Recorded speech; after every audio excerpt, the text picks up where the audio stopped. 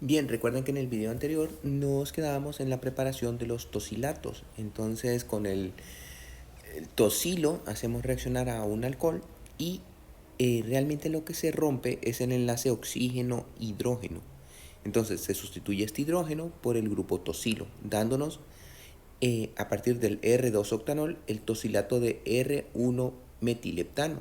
Noten que la reacción se da sin inversión de configuración. Entonces obtenemos un producto de un tosilato, un excelente grupo saliente, sin inversión de la configuración.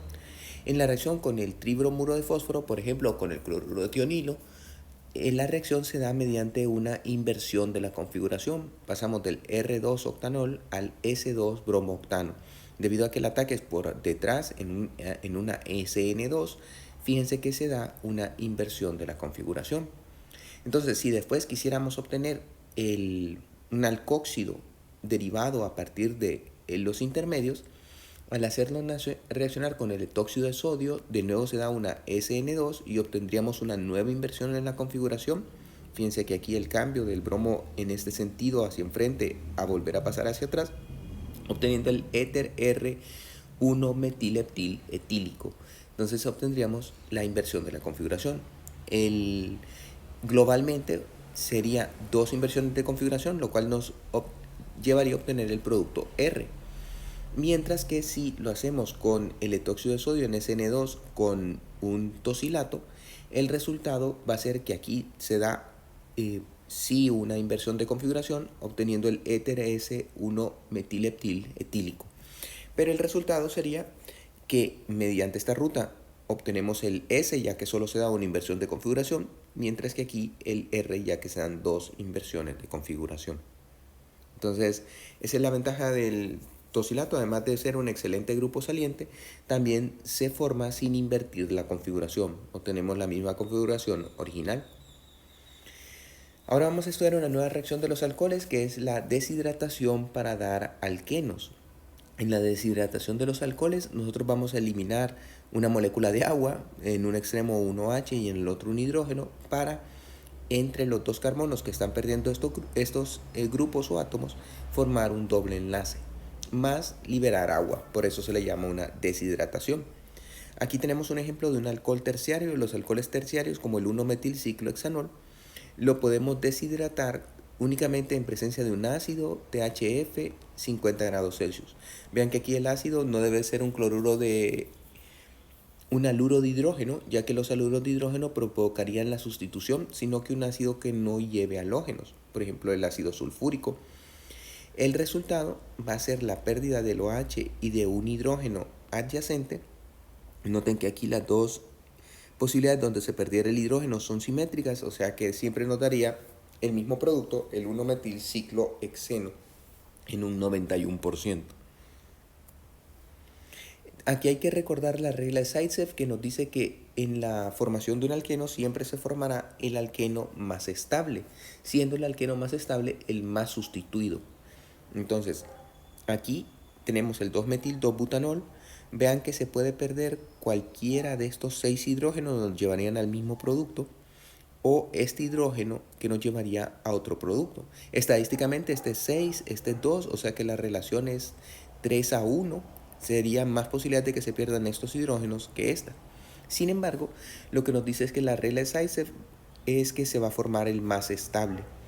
Y entonces vean que la pérdida de este hidrógeno nos lleva al 2-metil-2-buteno trisustituido, que es el producto mayoritario.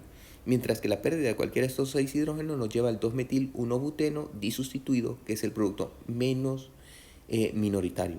Recuerden que la reacción se lleva a cabo en presencia de un ácido disuelto en THF a 25 grados Celsius. Aquí cabe mencionar lo de las sustituciones. Recuerden que lo que debemos de fijarnos es en los carbonos que llevan el doble enlace y cuántos hidrógenos poseen. Se refiere al eteno. El eteno, cada carbono llevaría 2 hidrógenos, o sea que tendríamos 4 hidrógenos. Vean que aquí los carbonos del doble enlace únicamente llevan un hidrógeno, entonces está trisustituido, se han sustituido 3 hidrógenos. En esta situación, los carbonos del doble enlace llevan 2 hidrógenos, es disustituido, se han sustituido 2 hidrógenos. En el caso de que lo que tengamos sea un alcohol secundario, entonces ya no se hace con un ácido, sino que se realiza la reacción con el oxitricloruro de fósforo disuelto en piridina a 0 grados Celsius. Si nosotros lo quisiéramos hacer en presencia de un ácido, tendría que hacerse muy fuerte. Bueno, la reacción daría no un producto aislable, sino que una mezcla de productos. Al hacerlo con el oxitricloruro de fósforo, sí que obtenemos un buen rendimiento, noten un 96% en el ciclo hexeno. Entonces ahora vamos a ver los mecanismos que nos explican por qué el alcohol terciario reacciona de una manera y el alcohol secundario o primario van a reaccionar de una forma distinta. Como se pueden imaginar, el alcohol terciario reacciona únicamente en presencia de un ácido, ya que va a formar un carbocatión terciario. Aquí lo tenemos. Ya recuerden que es muy difícil que un alcohol secundario o primario logren formar un carbocatión secundario o un carbocatión primario. Son rutas que requieren demasiada energía y por eso no darían un buen rendimiento. Ahora vamos a ver el mecanismo. Fíjense que el mecanismo comienza cuando el alcohol es protonado por el ácido. A eso se debe la presencia del ácido, generándonos un alcohol protonado. Al mismo tiempo que tenemos el alcohol protonado, tenemos un excelente grupo saliente, ya que es el agua, una base débil, y parte porque nos forma un carbocatión terciario. Entonces, la formación del carbocatión terciario como intermedio luego es completada mediante el disolvente, la molécula que ha salido, el agua, que toma un hidrógeno que sale como protón dejando su par de electrones y generando el doble enlace, más regenerando el catalizador. Entonces este es el mecanismo para los alcoholes terciarios. Vean que es una E1 en donde se forma un carbocatión terciario. Mientras que para los alcoholes secundarios la reacción se hace en presencia del oxitricloruro de fósforo. Esto es debido a que el grupo hidroxilo del alcohol ataca al fósforo, que vean que está muy deficiente en electrones, enlazado con átomos más electronegativos. Al enlazarlo, entonces nos genera el producto que ya posee un excelente grupo saliente. La reacción se lleva a cabo en piridina, esta es la piridina, que toma un hidrógeno que sale como protón dejando su par de electrones. Al mismo tiempo que deja el par de electrones, este par de electrones, la formación del enlace, expulsa el grupo saliente para darnos el producto de la eliminación. Pueden darse cuenta que esta es una eliminación 2, en donde es necesaria la colisión entre el grupo, entre la molécula que lleva el buen grupo saliente con la base. Aquí les doy estos problemas para que realicen. No es de subirlos de momento, únicamente háganlos cualquier consulta, me preguntan. Ahora vamos a ver las reacciones, siguiendo con las reacciones de los alcoholes, la conversión de alcoholes en ésteres. Entonces, en la conversión de un alcohol con éster, aquí tenemos el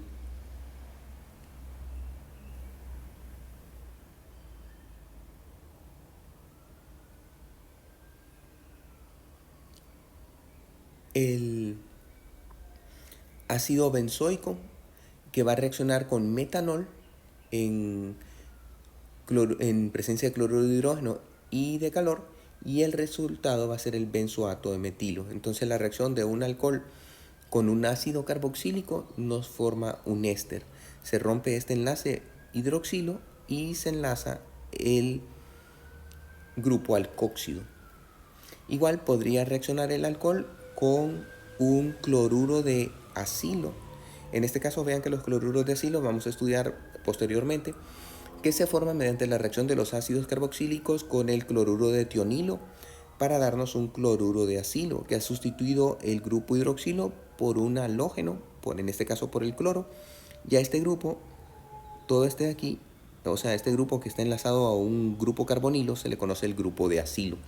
Finalmente, al reaccionar con el alcohol, nos forma el éster. Entonces, los alcoholes pueden reaccionar con ácidos carboxílicos o con cloruros de acilo para darnos un éster. Ahora vamos a estudiar las oxidaciones de los alcoholes. Vean que lo que les comentaba, los alcoholes son compuestos oxidados en donde tienen un enlace carbono-oxígeno.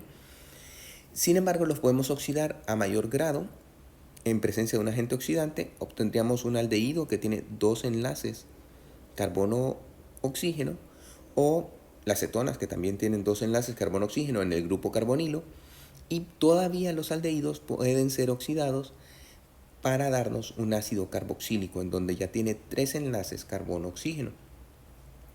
Ahora bien, noten que en caso de ser un alcohol primario, la reacción va a pasar por un aldehído y finalmente por un ácido carboxílico. Recuerden que las oxidaciones se definen como la ganancia de enlaces con oxígeno y la pérdida de hidrógenos. Entonces, obviamente el alcohol primario posee dos hidrógenos, el aldehído aún posee un hidrógeno y hasta formar el ácido carboxílico. No se puede seguir oxidándose debido a que tiene la posibilidad tanto de ganar enlaces carbono-oxígeno como de perder hidrógenos. Ahora, ¿qué sucede con un alcohol secundario? El alcohol secundario, al oxidarlo, se nos forma una acetona que ya no tiene ningún hidrógeno que perder. Entonces ya no podría seguir su reacción más allá, ya no podría llegar a un ácido carboxílico. O para un alcohol terciario que no tiene ningún hidrógeno, entonces el carbono enlazado al grupo hidroxilo, entonces al oxidarse no va a reaccionar, debido a que no puede perder hidrógenos en el carbono enlazado al grupo hidroxilo. Aquí tenemos algunos de los agentes oxidantes. Aquí fíjense que este es el citronelol, un alcohol que si lo queremos pasar al aldehído, entonces tenemos que hacerlo con un agente oxidante sumamente específico. Si nosotros empleamos agentes oxidantes comunes como el óxido de cromo o el dicromato de sodio, permanganato de potasio, todos esos nos los van a oxidar hasta ácidos carboxílicos y el aldehído no podría ser aislable. O sea, se forma e inmediatamente reacciona. Pero si nosotros queremos obtener el aldehído, tenemos que emplear agentes oxidantes sumamente específicos que nos oxidan débilmente al alcohol y nos lo dejan en aldehído.